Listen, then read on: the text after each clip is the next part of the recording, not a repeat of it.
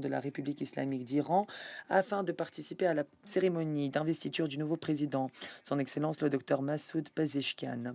Dans une lettre au Conseil de sécurité et à son président, l'Iran accuse Israël d'avoir mené une attaque qui a tué M. Haniyeh, ou s'est adressé à la nation il y a quelques heures en disant qu'Israël avait lancé des frappes sur 3 fronts, y compris contre le Hamas, le Hezbollah et les Houthis ces derniers jours, en soulignant qu'Israël menait une guerre existentielle contre l'Iran.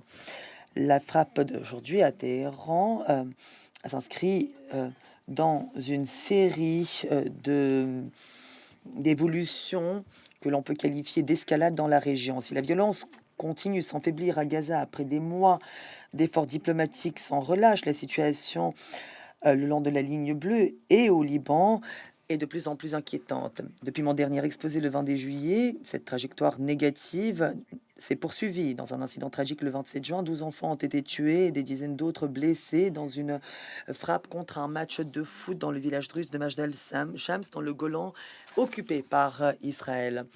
D'après les forces de défense israéliennes, une roquette Falak 1 de fabrication iranienne a été tirée par le Hezbollah depuis le nord du village de Sheba au sud du Liban. Le Hezbollah a nié toute responsabilité pour cette frappe qui a suivi des mois d'échanges de plus en plus à Majd al-Shams. Le Hezbollah a confirmé qu'un haut commandant, Fouad Choukr, connu comme Haj Mohsin, a été tué dans cette frappe. D'après le ministère de la Santé libanais, au moins 5 personnes ont été tuées, y compris 2 enfants dans l'attaque et bien d'autres blessés. Les différentes attaques de ces derniers jours constituent donc une violation grave et dangereuse,